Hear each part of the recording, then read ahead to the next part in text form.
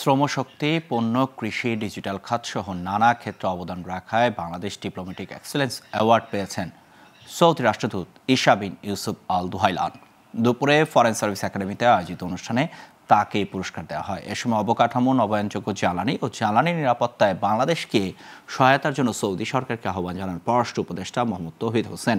Saudi রাষ্ট্রদূত বলেন, Saudi সরকার ওমরা, শ্রমিক, সংস্কৃতি ও পর্যটন সহ বিভিন্ন বিষয়ে বাংলাদেশের পাশে থাকবে। শাহরিয়ার বাঁধনের প্রতিবেদন জানাচ্ছেন মাহবুবুর রহমান। প্রায় ৩ মিলিয়ন বাংলাদেশি সৌদি আরবে কাজের ক্ষেত্রে বসবাস করছেন, যা সৌদি আরবে বসবাস করা বিদেশিদের মধ্যে বড় অংশ। বাংলাদেশের কৃষি, ওমরা, শ্রমিক, সংস্কৃতি ও পর্যটন খাতে রয়েছে সৌদি আরবের বিনিয়োগ। আর অন্তর্বর্তী সরকার দায়িত্ব নেয়ার পর সৌদি রাষ্ট্রদূত দুদেশের সম্পর্ককে নতুন উচ্চতায় নিয়ে যাওয়ার আশা প্রকাশ করেন। এ লক্ষ্যে শ্রমশক্তি, পণ্য, কৃষি, ডিজিটাল খাতসহ নানা ক্ষেত্রে অবদান রাখায় সৌদি রাষ্ট্রদূত ঈসা ইউসুফ আল দোহাইলামকে বাংলাদেশ ডিপ্লোম্যাটিক এক্সিলেন্স অ্যাওয়ার্ড দেওয়া হয়। সকালে রাজধানীর ফরেন সার্ভিস একাডেমিতে এক অনুষ্ঠানে তাকে এই অ্যাওয়ার্ড দেওয়া হয়। এ সময় সৌদি রাষ্ট্রদূত অতীতের মতোই সবসময় বাংলাদেশের পাশে থাকার আশ্বাস দেন।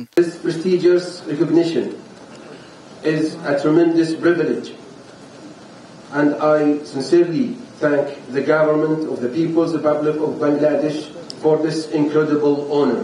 I'm deeply grateful to the Ministry of Foreign Affairs for nominating me and to the leadership of Bangladesh for approving my nomination. আর সৌদি আরবে অবস্থান করা ৩ মিলিয়ন প্রবাসী যে রেমিট্যান্স পাঠান তা বাংলাদেশের অর্থনীতিতে গুরুত্বপূর্ণ ভূমিকা রাখছে বলে জানান পররাষ্ট্র উপদেষ্টা। This brotherly relationship is marked by enduring support and collaboration, evident in development partnership and joint advocacy. On behalf of the government and the people of Bangladesh, I extend my heartfelt congratulations to Your Excellency. Your legacy of fostering unparalleled goodwill and collaboration between our two nations will forever remain in our collective memory. বাংলাদেশের অবকাঠামো উন্নয়ন, নবায়নযোগ্য জ্বালানি সহ জ্বালানি নিরাপত্তায় বাংলাদেশকে সহায়তা করতে সৌদি সরকারের প্রতি আহ্বান জানান পররাষ্ট্র উপদেষ্টা Mohammad Touhid Hossain. Global television news desk.